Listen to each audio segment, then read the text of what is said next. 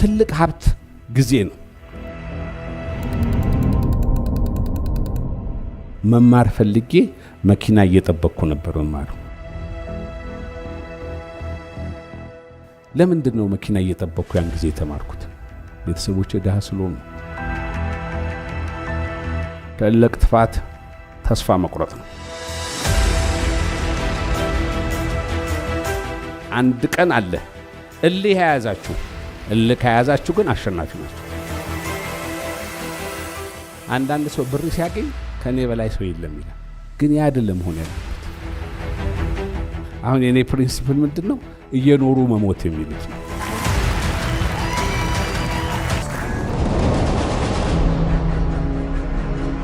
ስሜ ሳሙኤል ታፈሰ ይባላል። የተወለድኩት ጨርቆስ አካባቢ ነው። በጣም ችስታ ሰፈር። ምናልባት አንደኛው አጥር ቤት ግድግዳ ቤት ያለው ቤት ሲጮህ የሚቀጥለው ግድግዳ ቤት የሚሰማበት ቤት ነው የተወለድኩት።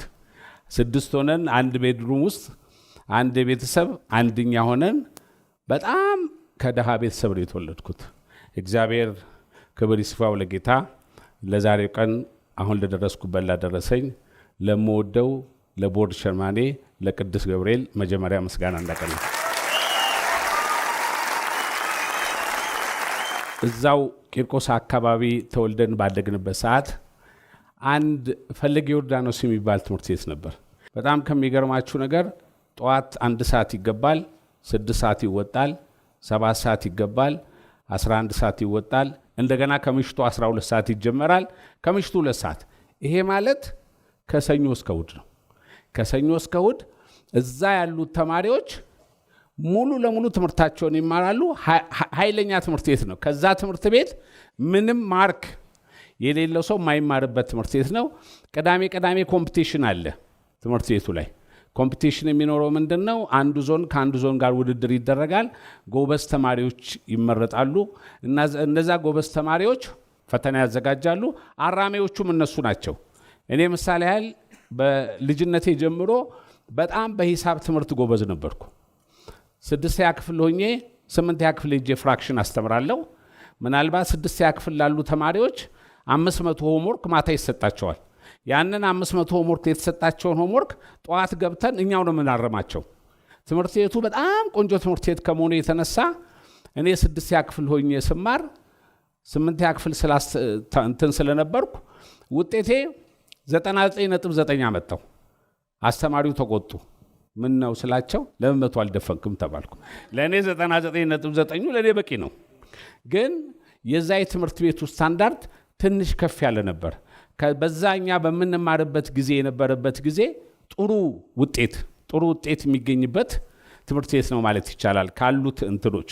እና በጣም ጥሩ ትምህርት እየተማርኩ ያለው 7ኛ ክፍል ስደርስ አባቴ ጡረታ ይወጣል። ከታች 4 ልጆች ከኔ በታች ያሉ ልጆች አሉ። በዛ በጡረታ ደሞዝ እንዴት መማር እንችላለን? እና 7ኛ ክፍል ገብቼ ስማር 7 ብር ኬት መጥቶ ይከፈል? በዛ ብር ትምህርት ቤት መማር አይቻልም። እንግዲህ ከኔ በታች ያሉ 6ኛ፣ 5ኛ፣ 4ኛ፣ 3ኛ ክፍል የሚማሩ ልጆች አሉ። ደምሯቸው የነሱ ደሞዝ አባቴ በጡረታ የሚያገኘው ደሞዝ ነበር። ስለዚህ አልተቻለም። ያለኝ እድል ዳይሬክተሩን እሁድ ብቻ ፍቃድ ስጡኝ ብዬ ለምናቸዋለሁ። ዳይሬክተሩ ለምን ይሉኛል? ኳስ ወዳለሁ እላቸዋለሁ። ኳስ ወዳለሁ የጊዮርጊስ ቲፎዞ ነኝ መግባት ፈልጋለሁ እላቸዋለሁ። እሺ ይሉኛል። ለኔ ጎበዝ ተማሪ ስለሆንኩ ይፈቅዱልኛል። በኋላ ቅዳሜ ከሰዓት እሁድ ከሰዓት በኋላ አስፈቅጄ ያው ትንሽ መልካም ቀይም ነኝ ጋሼ ያስገቡኝ ብዬ ነው ያው ስቴዲዮም የሚገባው። ስገባ ግን እኔ ጥላ ፎቅ ላይ ነው መግባት የምፈልገው። ለምን ስራዬ ሌላ ነዋ። ጥላ ፎቅ ገብቼ ኳሱን ካየው በኋላ ድሮ አሁን እንደምታዩት ስቴዲዮም አይደለም፣ ድንጋይ ነው መቀመጫው። ሰው ድንጋይ ላይ ብዙ መቀመጥ አይችልም። ስለዚህ ምንድነው የሚደረገው? ኳስ ሰው ስለሚወድ 6 ሰዓት ይገባና ጋዜጣ ይገዛና ጋዜጣውን ነው የሚያነበው። ልክ ጋዜጣውን አንብቦ ሲጨርስ ግን ምንድነው የሚያደርገው? መቀመጫ ነው የምትሆነው ጋዜጣው እንዳትቆረቆረው ያችን ጋዜጣ። እኔ ኳሱን ጨዋታ ተጫውቼ ስንጨርስ ትልቁ ስራ የነበረው ሌላ ነው። በኋላ ለካ ዳይሬክተሩ መኖራቸውን አላወኩም። ለካ ዳይሬክተሩ እዛ ስቴዲየም ውስጥ ቁጭ ብለዋል። የሚቀጥለው ቀን አዳራሽ ውስጥ ሂሳብ ላስተምር ስደርስ መጡና ዳይሬክተሩ ደህና ናችሁ ልጆች? ደህና የተማራችሁ ነው? አዎ። ቆይ የሳሙኤልን ታሪክ ልንገራችሁ ይላሉ እሳቸው። ደነገጥኩ። እኔ ምን ሊሉኝ ነው ብዬ ፈራሁ። ኧረ ጉድ ነው ጉድ ልንገራችሁ አሉ።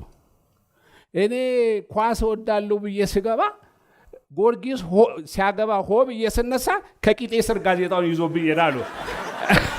እኔ ያቺ ጋዜጣ ለምን እንደሆነ ታውቃላችሁ? ድሮ እንደዚህ ተጠቅላ ሻይ የምትሸጣለች በእኛ ጊዜ ሻይ እንትን ውስጥ ሱቅ ቤት ውስጥ ያችን ጋዜጣ ለሱቅ ነው የምንሸጠው። ሱቅ ሸጬ እኔ ያኔ ታውቃላችሁ 3 ብር ከተገኘ ጌታ ነው። በስመ አብ 3 ሳምንት በሙሉ ነው የሚበላው። ከዛ በኋላ እያደኩ ስመጣ ግድ ትምህርት ቤት የሚከፈል ስላልነበረኝ ምን አረግ ነበር? ስቴዲዮም ላይ በጥላ ፎቅ በኩል መኪና ጠብቃለሁ። መኪና ይዞ የሚመጡት ጥላ ፎቅ የሚገቡ ሰዎች ናቸው። ካታንጋ የሚገቡት ያው እንግዲህ አራዳ ልጅ ስለነበር ነው፣ ቂርቆስ ቋንቋው ደስ ነው። ስለዚህ ካታንጋ የሚገቡት መኪና የላቸውም። ስለዚህ እስከ 6 ሰዓት ተኩል ድረስ ስቴዲዮም ጋር ጠብቅና በዚህ በፊት ለፊት 7 ሰዓት ተኩል ካታንጋ ሄድና ማስቲካ ሲጋራ እሸጣለሁ። ያኔ በጣም ከሚገርማችሁ ነገር ብር አግኝቶ መስራት ከባድ ነበር። ዛሬ ለምስክርነት እንዲያበቃኝ አንድ ሰው እዚህ ያሉ 9876 የምትል ቮልስዋገን መኪና የነበራቸው መኪና ስጠብቅ 1 ብር ይሰጡኛል። ትልቁ ብር ነው ይታዩ። እንግዲህ 1 ብር መኪና ስጠብቅ የሚሰጡኝ አቶ ግርማ ክትፎ የበቀለች ክትፎ ቤት ባለቤት እሳቸው ናቸው። እዚህ ይገኛሉ። እና ለእኔም ለልጆች ለወንድሞቼም ትምህርት ቤት ከፍል ነበር። ግን ጥሩነቱ እሳቸው የሰጡኝን 1 ብር ወደ ስራ ገብቼ ሲሄድ በ3 ብር ክትፎ ጨረስኳት። ጓደኞቼን ስጋብዝ ለተወሰነ ዓመት 1 ብር መኪና ክራይ የጠበቅኩበትን ይሰጡኛል። 1 ቁጥር መኪና ጠባቂ ሆኜ ያኔ 1 ብር እንዲቀላል እንዳይመስላችሁ ስሙኒ ነው የሚሰጠው። ስሙኒ ትልቅ ብር ነው። እንደምን 1 ፓስቲ ወይም 1 ፓስታ ለመብላት 10 ሳንቲም ነው። በ10 ሳንቲም 1 ፓስቲና 1 ፓስታ ይበላል። በቃ ሆድ ጠገበ ነው። የእሳቸው 1 ብር ምን ያህል እንደሚሆን ራሳችሁ ይዩት አይደል? ስለዚህ ለምስክርነት ኤኒ ግብዣ ላይ ቤቴ ውስጥ ግብዣ ቢዘጋጅ ኤኒ ፕሮግራም ቢዘጋጅ ባለ ታሪክ ያኔ 1 ብር የዛሬ 1000 ብር አይደል እንዴ? ስለዚህ አቶ ግርማን በዚህ አጋጣሚ አመስግኑ። ከዛው እያደግኩ መጣው። ያው እየታደገ መጣና መኪና መጠበቁም አለቀ። ከዛ በኋላ ደግሞ ስቴዲየም ውስጥ ለስላሳ መጠጥ ማከፋፈል ጀመርኩ።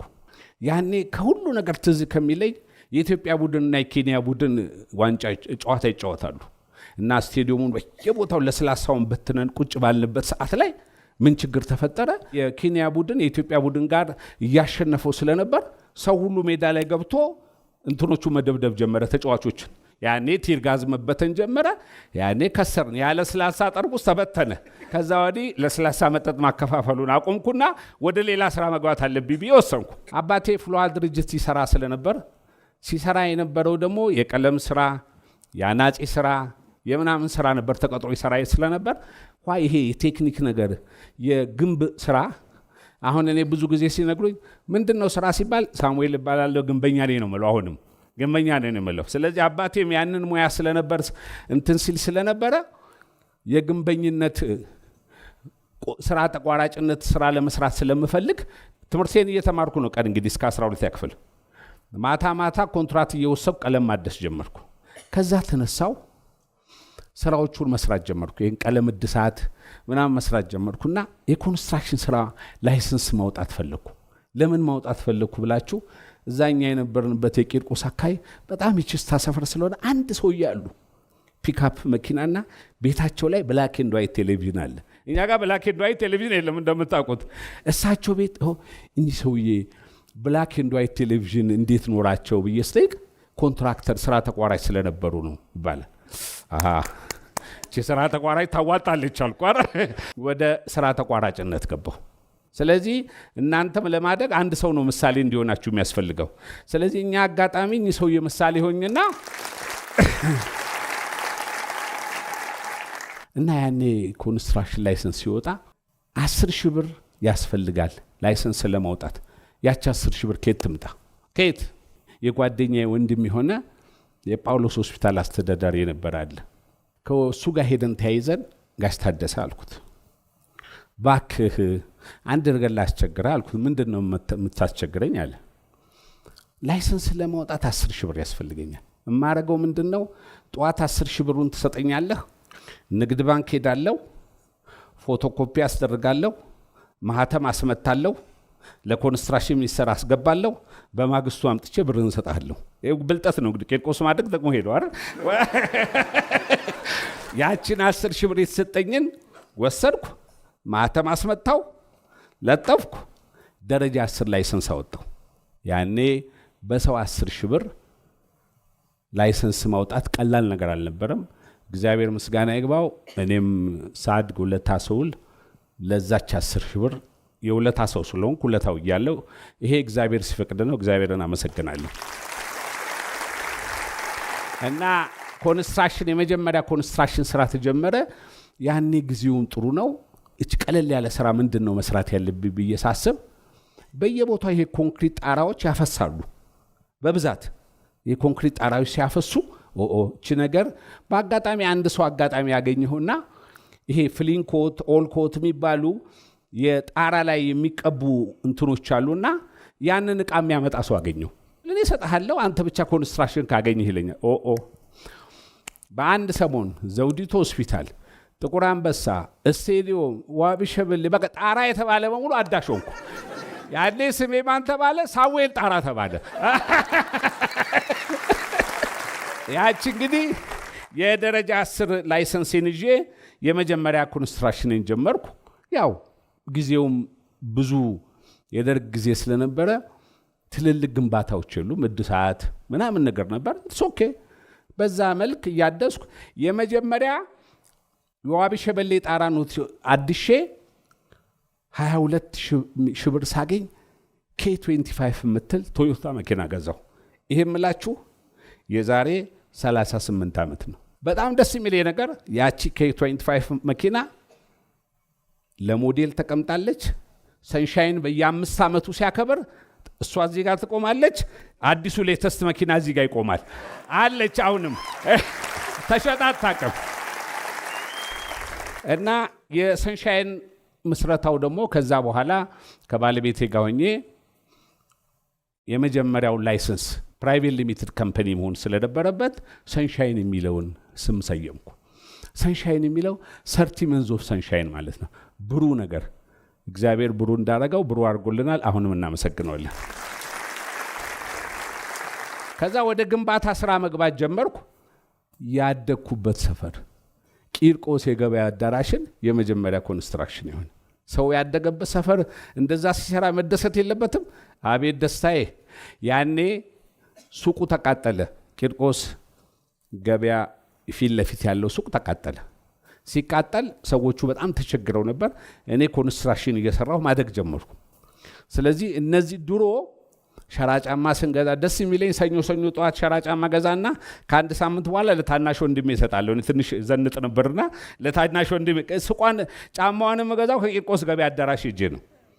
ከእጄ ስለምገዛት ያኔ ገበያ አዳራሽ አውቀዋለሁ። በአንድ ቀን እሳት አቃጠለው። ግን እኔም ባለኝ እንትን ከሞርጌጅ ከምን ጋር ተባብረን ባንክ ተበድሮ አሁን የምታዩት ቂርቆስ የገበያ አዳራሽ የመጀመሪያው የግንባታ የኮንስትራክሽን ስራ የሆነ ባደጉበት ሰፈር በማድረጌ አሁንም ደስተኛ ነኝ። ከዛ ወደ ህንፃ ግንባታ በሰፊው መግባት ጀመር። ከግንባታ በኋላ ያው በቲቪ ብዙ ጊዜ አንድ ብልጥ ነገር ማዳመጥ የምፈልጋት ነገር አለች። አንድ የአገር መሪ እቅድ ሲያወራ በዚህ ዓመት እንዲህ አይነት ስራዎች አሉ፣ በዚህ ዓመት እንዲህ አይነት ነገሮች አሉ ሲባል ጆሮ ላይ መጣል ያስፈልጋል። ቢዝነስማን ወደ ቢዝነሱ ነው ማዘንበል ያለበት። ዋናው ቢዝነሱን ነው መያዝ ያለበትና ወደ መንገድ ስራ ኢትዮጵያኖች ግቡ፣ መንገድ መስራት ያዋጣል፣ ጥሩ ነገር ይጠቅማቸዋል አለ። እንዴ ለምንድን ነው ወደ መንገድ ስራ አንገባም ብዬ ያቤሎ ተልቴል የሚባል የመንገድ ፕሮጀክት ያኔ ዛሬ 30 ዓመት የነበረው መሐንዲስ አቶ አቢሴሎ ይባላል እዚህ ያለ አብረን በጋራ የዛሬ 30 ዓመት ግንባታ ጀመረ። ያኔ ለምንም አላቅም። እኔ ሰቤዚቡን ምናምን ይባላል፣ ቤስ ኮርስ ይባላል። መማር አለብን። ማንም ሰው ከምንም ለማወቅ ፈልጎ ከተማረ እውቀቱ ወደ ኋላ የሚልበት ነገር የለውም። ከዛ በኋላ ያንን መንገድ ጨርሰን እስካሁን ድረስ 1200 70 ኪሎ ሜትር መንገድ ድርጅቱ ሰርቶ አስረክቧል። ቀላል ነገር አይደለም። ይሄን በምንሰራበት ሰዓት በጣም ከባድ የሆኑ የኮንስትራክሽን የመንገድ ፕሮጀክቶች አላጋጠሙን ማለት አይደለም። ለምሳሌ እንደ ዘቢደር ተራራ በጣም ብዙ ዓመት ተሞክሮ በፈረንጅ ኮንትራክተር ተሞክሮ አውራ ጎዳና ሞክሮ ያቃተውን ቻሌንጁን ተወተን ምሳሌ ሁለቱን ጉራጌ ሊከፋፍል የሚችል አንድ ትልቅ መንገድ አለ ዘቢደር የሚባል ያንን ሰርተን ተወተናል። ስለዚህ እንዲህ እንደሚታስበው አይደለም። የመንገድ ስራ መንገድነቱ ሲሰራ ይመስላል፣ ግን የኛ ሀገር ከሌላው ሀገር የሚለየው የመንገድ ስራ አለው። ምንድነው የሚለየው? በነገራችሁ ሁሉም የመንገድ ኮንትራክተር አሴት ራሱ ማቅረብ አለበት። ዶዘር ያስፈልገዋል፣ ገልባጭ ያስፈልገዋል፣ ዳምትራክ። ሌላ ሀገር ሌላ ሰፕላየር ነው ያለው። እዚህ ሀገር ግን ሁሉን ነገር ራስህ ነው የምታቀርበው። ራስህ ባቀረብ ቁጥር አሴት ይፈልጋል፣ ገንዘብ ይፈልጋል እንጂ ብዙ መስራት ይቻል ነበር። ግን አሴቱ ደግሞ እንደሚታሰበው አይደለም። ከፍተኛ አሴት ነው። አንድ ቢሊዮን ብር የሚያወጣ ለመንገድ ፕሮጀክት ላይ 500-600 ሚሊዮን የሚያወጣ ማሽን ያስፈልጋል። አንድ አስፋልት ማሽን ዛሬ 50 እና 60 ሚሊዮን ብር ነው። እና ያንን ሰርተን ታንክስ ጎድ አሁን ካሉት ስራ ተቋራጮች ደረጃ አንድ ሆነን ብዙ መንገድ ሰርተን የሚያስፈልገውን አንድ ጊዜ ስራችንን ሳናቋርጥ በሰላም አለምንም ችግር መንገዶች እየሰራን ነው። ይህን ስንሰራ ግን እኔ ብቻ አይደለሁም፣ የድርጅቶች ሰራተኞች የራሴ ነው ብለው በመስራታቸው ይህንን አሁን የደረስንበትን ደረጃ ደርሰናል። እግዚአብሔር ምስጋና ይግባው። ያው ከዛ ቀጥለን ሪል ስቴት ላይ ብዙ ቤቶች ሰርተናል። ሰንሻይን የሚባል መንደሮች አይታችሁ እንደሆነ እስካሁን ድረስ 6550 ቤቶች ሰርተን ለባለቤቶቹ አስረክበናል። አንድ ቀን ቃላችንን ሳናጥፍ አሁን የካቲት 3 35ኛ ዓመት አኒቨርሰሪ ፕሮግራማችን ስናደርግ 2450 ቤቶች ለባለቤቶች እናስረክባለን። እና በኮንስትራክሽን ዘርፉ ያው እንዲህ አይነት ስራዎችን የመንገድ፣ የሪል ስቴት፣ ሃይራይዝ ቢልዲንጎችን እየሰራን ሄደናል። እንግዲህ እዩት፣ 10 ሺህ ብር ላይሰንስ ማውጣት ያቃተው ሰው ዛሬ ይህን ያህል ግንባታ መስራት ቀላል ነገር አይደለም። ማንም ሰው ተስፋ መቁረጥ የለበት። ማደግ ይቻላል። ይህን እንድታውቁ። ከዛች ሌላው ሴክተሩን ለምን አናሰፋም ብለን ገባን። ሴክተር ስናሰፋ አንድ ኩባንያ እናቋቁም ብለን ሰንሻይን ቢዝነስ የሚል ኩባንያ አቋቋመን። ይሄ ሰንሻይን ቢዝነስ የራሱ የሆነ ሃይራይዝ ቢልዲንግ እንዲኖረው አደረገን። እቺ ሌላውን ነገር ለምን አንሞክርም ብለን ወደ ሆቴል ዘርፍ ገባን። ሰንሻይን ቢዝነስ የሆቴል ዘርፍ ነው። እንግዲህ ከምንም ያልተነሳን ሰዎች ዛሬ ዓለም አቀፍ ኢንተርናሽናል የማሪዮት ሆቴልን የመጀመሪያውን ማሪዮት ሆቴል ከፈትን። ሁለተኛ ማሪዮት ሆቴል መድኃኔዓለም ፊት ለፊት እየሰራን ነው። ሶስተኛ አዋሳ ደግሞ ሂልተን እየሰራን ነው። እግዚአብሔር አሁን ምስጋና ይግባው። ሌላው ያው ሰንሲስተር የሚባል ነው። ሴቶቹ ባለቤቴ ሴቶቹ ልጆች የሚሰሩት ስራ ነው። ዛሬ ሰንሲስተር የሚባለው በትንሹ ከ30 በላይ ብራንች የሆነ የላውንድሪ ብራንች አለው። ያን የላውንድሪ ብራንች ቀላል እንዳይመስላችሁ፣ ያ ሰንሲስተር የሚባለው የላውንድሪ ብራንች ከ650 በላይ ሰራተኞች አሉት። 650 ሰራተኞች አሉት። ዴሊቨሪ ያደርጋል፣ ልብስ ይቀበላል፣ ለሆቴሎች ልብስ ያዘጋጃል፣ ለመስሪያ ቤቶች ልብስ ያጥባል። አንድ ሰው ከድህነት ተነስቶ እዚህ ስቴፕ ላይ ከደረሰ ዋይ ለምንድን ነው ሶሻል ሪስፖንሲቢሊታችንን ማንወጣው? አንድ 6ኛ ክፍል ሆኜ 7ኛ ክፍል ስገባ እልህ ያስያዘኝ አንድ ነገር ነበረች። ያው እንደምታውቁት መማር ፈልጌ መኪና እየጠበቅኩ ነበር መማረው። ይሄም መኪና እየጠበቅኩ መማረውን ትምህርት ለምንድን ነው መኪና እየጠበቅኩ ያን ጊዜ የተማርኩት? ቤተሰቦቼ ድሃ ስለሆኑ ነው። እኔ የከተማ ልጅ ስለሆንኩ አጠገቤ ስቴዲዮም ስላለ መኪና እየጠበቅኩ ኦኬ እኔንም ቤተሰቦቼንም ማስተማር ቻልኩ አይደል? ከክፍለ ሀገር ያለ ሰውስ ቢሆን ቤተሰቦቹ ችግረኛ ከሆኑ ምን ማድረግ አለበት? ትምህርቱን ማቋረጥ ያለበት። ስለዚህ ይህን እልህ መወጣት አለብኝ ብዬ ገባሁና ሰንሻይን ፊላንትሮፒ የሚባል ፋውንዴሽን አቋቋመን ከቤተሰብ ጋር። ለምንድን ነው የውጭ ሀገር ሰዎች መጥተው እርዳታ መስጠት ፋውንዴሽን ማቋቋም ነው የሚያደርጉት? ከሰው እርዳታ ሳንፈልግ በራሳችን ማድረግ አለብን። የመጀመሪያው እልህ ምንድን ነው መወጣት ያለበት? መማር ፈልገው መማር ላልቻሉ ሰዎች አንድ ነገር እንስራ ማለት ነው። ይሄን ለማድረግ ምን መደረግ ነበረበት? የመጀመሪያውን የሰንሻይን ቢልዲንግ ህንፃ የቤት ክራይ 15 ሚሊዮን ብር በዓመት አለው ለሰንሻይን ፋውንዴሽን ሰጠን። የዛሬ 12 ዓመት ትምህርት ቤቱን ራሳችን ነው የምንገነባው። ትምህርት ቤቱን ገነባን። የመጀመሪያውን ለቀምት ላይ 400 ተማሪ አስገባን። አክሱም ላይ 400 አስገባን። አገና ላይ 400 አስገባን። በዚህ ዓመት ደብረ ብርሃን ላይ በ54 ሚሊዮን ብር ሰርተን 400 አስገባን። 1600 የችግረኛ ልጆች ምንም አይነት ነገር ገቢ የሌላቸው ከአካባቢው የተመረጡ በየወሩ ለኪስ ገንዘብ ትምህርት ቤት እየተማሩ ለኪስ ገንዘብ 250 ብር በዓመት 2 ጊዜ ዩኒፎርም የአስተማሪ ደሞዝ ሰንሻይን ፊላንትሮፒ እየተደረገ በየወሩ 860 ሺህ ብር ያኔ 7 ብር ማክፈል ያቃተን ሰውዬ በወር 860 ሺህ ብር ከፍሎ አሁንም ለቦርድ ቸርማናችን ለቁልቢ ገብርኤል ምስጋና አቀርባለሁ።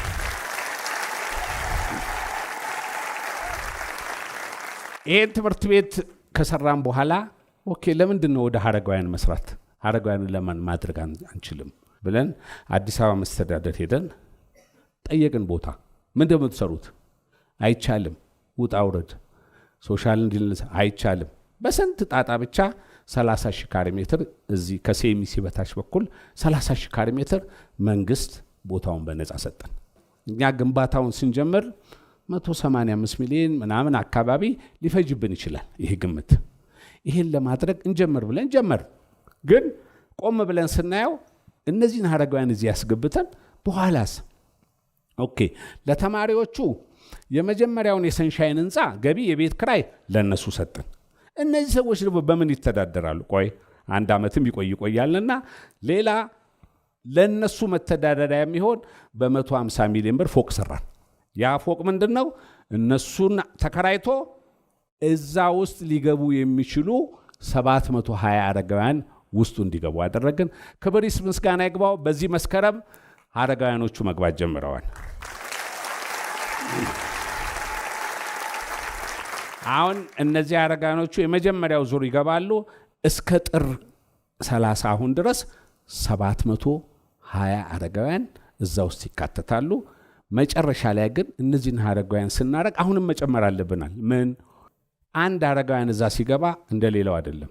ይመጣል፣ ልብሱን ያወልቃል፣ ይጥላል። 2 ቢጃማ፣ 2 ሙሉ ልብስ፣ ጋቢ፣ ነጠላ ጫማ፣ ፓንት 2 ተቀያሪ ይሰጠዋል። ሕክምና ይወስዳል፣ ሪከርድ ይደረጋል። ይሄን አድርጎ ነው መመገባት ያለበት። መመገቢያ ያስፈልገዋል። አዳራሽ ሲሰራ እንዳይሰለቸው እደ ጥበባትን ሊሰራ የሚችልበት ነገር ማድረግ አለብን። እንጨምር። መጨረሻ ላይ ይሄ ግንባታ 643 ሚሊዮን ብር ፈጅቶ ሰንሻይን አረጋውያኑን ማስተናገድ ጀምሯል። እግዚአብሔር ምስጋና ይግባው። እንግዲህ ይሄ የምንሰራቸው እንደምታውቁት የሶሻል እንትኖች ናቸው። በየቦታው በምንሰራበት ጊዜ ብዙ ነገሮች እንሰራለን። ያው መንገድ ስንሰራ ቸርች አለ፣ የማይቀር ነገር ነው። እኛ ደግሞ አንድ ነገር ልንገራችሁ፣ 6500 ሰራተኛ አለ። አሁን 6500 ሰራተኛ በየወሩ የገብርኤል ስራ የለም። በአመት አይደለም፣ በየወሩ ቢሮ ዝግ ነው አጠቃላይ። ለምን? ቦርድ ቸርማናችን ገብርኤል ነዋ። እሱን ከያዝን የት እንሄዳለን? ምንም ከሰዓት ያወጣናል። ቂርቆስን ከሰዓት ካወጣኛ ነው ያወጣ። ስለዚህ የቦርድ ቸርማናችን ገብርኤል ነው። የዛለት ዶዘር አይንቀሳቀስ፣ ሎደር አይነዳ፣ ገልባጭ አይደረግ። እኔ ከቤተሰቦቼ ጋር ከቤት ተነስቼ ግቢ ገብርኤል በእግሬ ለ34 ዓመት 68 ጊዜ ቁልቢ ገብርኤል ይጃለሁ። በአመት 2 ማለት ነው። አይቀርም። የፈለገ ጦርነት መጣ ሲባል የፈለገ ነገር ይምጣ፣ የገብርኤል ታሪኩ ብዙ ነው፣ ከሰዓት ያወጣል። አንዷን ምሳሌ ብቻ ልንገራችሁ የገብርኤልን ታሪክ። አንድ ሰሞን ሪል ስቴት እየሰራን በጣም ኃይለኛ ጭቅጭቅ አለ እና አቶ መለስ ጋም ገብተን ብዙ ተጨቃጨቅን። አቶ መለስ ያላቸው አመለካከት ብዙ ሰው ሪል ስቴት ለምን ይገባል፣ ወደ ኢንዱስትሪ ለምን አይሄድም፣ ወደ ምናምን አይሄድም አሉ። አሁን ሁሉም ደግሞ ነጋዴው ብር የሚያገኝበት ላይ ነው መሮጥ ያለበት አይደል? ሲሮጥ ንግድ ያለበት ላይ በሚሮጥበት ሰዓት እንግዲህ ሪል ስቴቶቹን ትንሽ ማስደንገጥ አለብን ነው ፋይናሊ ሲነገረን አይ ሪል ስቴቶቹን ቦታ በትርፍ ወስዳቸዋል። እኔ አሁን ራሴ ደፋር ስለሆንኩ መስረቅም ስለማልወድ 100,000 ካሬ ሜትር ወስደህ 100,000 ወስደሃል አሉ። እንዴ ሰው 100,000 ወስዶ እንዴት 100,000 ይሰርቃል? ለምን በኢንጂነሪንግ ከ100,000 1,000 ሊጠፋ ይችላል አይደል እንዴ? ይሄ ማለት 10,000 በ10,000 ካሬ ሜትር ላይ ነው 100,000 1 ሜትር ሊያልፍ ይችላል እንጂ እኔ እዚህ ጋር አንድ ሰው 100,000 ወስዶ እዚህ ጋር 100,000 ሊወስድ አይችልም። በምንም ታሪክ ጭቅጭቅ ተፈጠረ፣ ብጥብጥ ተፈጠረ። ያ ነገሩ ለማስፈራራት ነው። ሪል ስቴት መግባት አትችሉም ተባለ። በመጨረሻ ላይ እኔ በአጋጣሚ አሜሪካን ሀገር ሄጄ ነበር። እዚህ ያሉ ወደ 40 ሰዎች ናቸው። 40ውንም ሰዎች በፍጹም ከሀገር አትወጡም ተብሎ ተለጠፈ። እያንዳንዱ ነጋዴ ከሀገር አትወጡም ተባለ። በዚህ በሪል ስቴት ጉዳይ እኔ ገብርኤል ነው ቁልቢ ደረሰ። 5 ቀን ቀረው። ልቀር ነው ቁልቢ አልኩ። አሜሪካ ነው ያለሁት። ቀጥታ ከአሜሪካ መጣሁ። ስገባ በር ላይ ወዳጆቼ አብሮ አደጎቼ ያሉ ይጠብቁኛል። ሲጠብቁኝ በር ላይ ስሜን አየና እዛ ኢሚግሬሽን ሰውዬ ስምህ አለ አለ። አዎ ስሜ አለ። መግባት ይቻላል መውጣት ነው የማይቻለው አልኩት።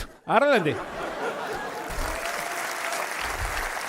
ከዛ ወዲያው ሻወሬን ወሰድኩ። መኪና ይጠብቀናል ከጓደኞቼ ጋር ቁልቢ ሄድን። ይገርማቸዋል። ቁልቢ በሆዴ ተሳልሜ አመስግኜ ስነሳ በር ላይ ስልክ ይጮሃል። ሃሎ ሳሚ ያግዱ እኮ ተነሳ አለኝ። እንግዲህ የገብርኤል ነገር ይሁት እንግዲህ በቀርብ ቀርቼ ነበር። የገብርኤል ታሪኩን ይሁት ነው የምላችሁ አይደል? ስለዚህ ብዙ ነው ታሪኩና ከዚህ ሁሉ ነገር ያመነ ሰው ይድናል። ባይዘ ሁሉ ሰው ባመነበት ሃይማኖት ይድናል። ሃይማኖት ያለው ልብ ላይ ነው። ክፉ አትስሩ።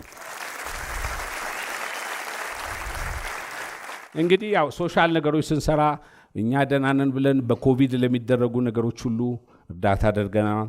ለተማርኩበት ትምህርት ቤት ፈለገ ዮርዳኖስ ትምህርት ቤት የተወሰኑ ላይብረሪዎች መማር አለባቸው የሚለው ሰርተናል። ትልቁ ነገር በህይወታችን ላይ ማድረግ ያለብን ምንድን ነው? ለሰው ትልቁ ፍጥሩ ሰው ነው። ሰውን ማክበር አለብን። እኔ ብር ቢይዝ ገንዘብ እንድገዛበት ነው እንጂ ከሱ ከዘበኛው ከቤት ሰራተኛው እንድበልጥ አይደለም። ሁላችንም እግዚአብሔር ሲፈጥረን እሱ እኩል ነው። ስለዚህ ሁሉንም ማክበር ምን ይጎዳል? ሰው ሰላም ቢሉት ምን ጉዳት አለው? ፈገግታ ቢሰጡት ምን ጉዳት አለው? አይከፈልበት። ሲከፈል ነው ቁጥር መስራት። ስለ ማክበር ያስፈልጋል ነው። ያው ሰው ካከበረ በኋላ ደግሞ ትልቁ ጸጋው ለአንድ ሰው ጤንነት ነው። ዛሬ መልቲ ሚሊየን ቢኖር ገንዘብ ቢትረፈረፍ ምን ጥቅም አለው ጤና ከሌለ? ዛሬ ቢሊየን ብር ኖሮ ካንሰር በሽተኛ ብትሆን አታድነው። ስለዚህ እግዚአብሔር ሊፈቅድልህ የሚችለው ነገር ምንድን ነው? ጤና እንዲኖርህ መጸለይ ነው። ጤና ካለ ነው ሁሉ ነገር ሊሳካም። ጤና ከሌለ ቢሊየን ቢኖር ምን ይጠቅማል? ስለዚህ ትልቅ ጸጋ ጤንነት ነው። ትልቅ ብልሃት ደግሞ ምንድን ነው? ትዕግስት ነው። በትዕግስት ሳቢያ በትንሽ ትዕግስት ሰውን ሊገል ይችላል። ይህን ጊዜ ትዕግስት የመጨረሻ የሰው ልጅ ጥሩ ነገር ነውና ሁላችሁም ትዕግስት ይላበሳችሁ። ያው ትልቅ ደስታ ተፈላጊነት ነው። እንደምታዩት ዛሬ ጥሩ ከሰራ አንድ ሰው እዚህ እናንተ ፊት ቆሜ ስለተፈለኩ መጥቼ ንግግር አድርጌያለሁ። እግዚአብሔር ፈላጊ ያደርጋችሁ። ትልቅ እምነት ደግሞ ያው ፈጣሪን መፍራት ነው። ፈጣሪን መፍራት ስላችሁ ሁሉ ሰው ነገርኳችሁ። እዚህ ኦርቶዶክስ ይሁን ሙስሊም ይሁን ፕሮቴስታንት ይሁን እግዚአብሔርን መፍራት አለበት። ከኔ በላይ አንድ ነገር አለ ማለት አለበት። ለምን አንዳንድ ሰው ብር ሲያገኝ ከኔ በላይ ሰው የለም ይላል። ያ ጥቅም የለውም። ስለዚህ ማንም ሰው እግዚአብሔርን መፍራት አለበት። እግዚአብሔር ማለት ምንድን ነው? የምናምንበት ሃይማኖት መሪያችን ነው እንጂ እኔ በማምንበት ኤግዛምፕል ብነግራችሁ ገብርኤል ሄዳለሁ፣ ጸልያለሁ። እኔ የምወደው ወዳጄ አጠገቤ ያለው ወዳጄ ለሱ ክፉ ነገር ማስብ ከሆነ የኔ ቤተ ክርስቲያን መሄድ ምን ጥቅም አለው? ስለዚህ ሁሉ ጊዜ አጠገባችሁ ላለው ሰው ጥሩ ነገር አድርጉለት። ሃይማኖት ያለው ልባችሁ ላይ ነው። ክፉ ከሆናችሁ 40 ጊዜ ብንሰግድ 40 ጊዜ ብንጸልይ ጥቅም የለውም። ሁል ጊዜ ፖዚቲቭ ለመሆን ሞክር። ፖዚቲቭ የሆነ ሰው ምንድነው እግዚአብሔር ሳያስበው በላዩ ላይ ይጨምርለታል።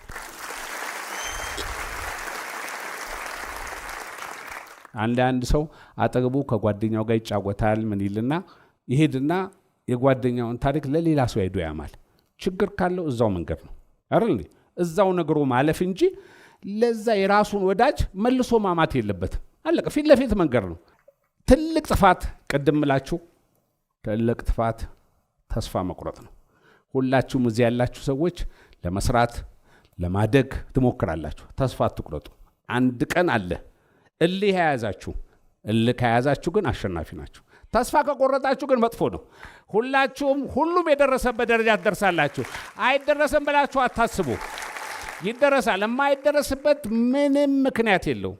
ስለዚህ ማንም ሰው ተስፋ መቁረጥ የለበትም። አንድ ዓመት መጥፎ ዓመት ይሆናል። ሁለተኛው ዓመት መጥፎ ዓመት ይሆናል። አዋይ ሶስተኛው ዓመትን ለምን አልሞክረውም ብሎ መሄድ ያስፈልጋል። ይሄ እኔ ንግድ ነግጄ እምቢ ብሎኛል፣ ንግድ ስነግድ እምቢ ስላለኝ ማቋረጥ አለብኝ ብሎ ማሰብ አለበት? የለበትም። ይሄኛውን ይነግዳል፣ አልሆነለትም። ይሄን ይነግዳል፣ አልሆነለትም። ሌላውን መነገድ አለበት። ስለዚህ ተስፋ መቁረጥ የሚባል ነገር ሁላችሁ ጋር እንዳይገባ። ሁላችሁም ከሰራችሁ ሀብትና ንብረት ታፈራላችሁ። ትልቁ ኪሳራ በራስ አለመተማመን ነው። መተማመን አለባችሁ። በቃ እኔ በችሎታዬ መስራት አለብኝ ብላችሁ ራሳችሁን ማሸነፍ አለባችሁ። ሁለተኛ ምንድነው? ትልቅ ሀብት ጊዜ ነው። አሁን የብዙዎቻችን ችግር ምንድነው? ነገ ሰራዋለሁ ከነገ ወዲያ ሰራዋለሁ ብሎ ማለት ነው። ያ ጥሩ አይደለም። ባይዘይ እዚች ዓለም ላይ እስካለን ድረስ አንድ ማትረሷት ነገር ምንድነው? ከዛሬ ትናንት ነው የሚሻለው፣ እንዳትረሱ። ስለዚህ ዛሬ መፈጸም ያለባችሁን ብትፈጽሙ ነው ጥሩ የሚሆነው። ነገ ፈጽማለሁ ማለት የለም። የምትችሉትን ነገር ዛሬ ለመፈጸም መሞከር ነው። ጊዜ ሁሉ ጊዜ ጥሩ ነው።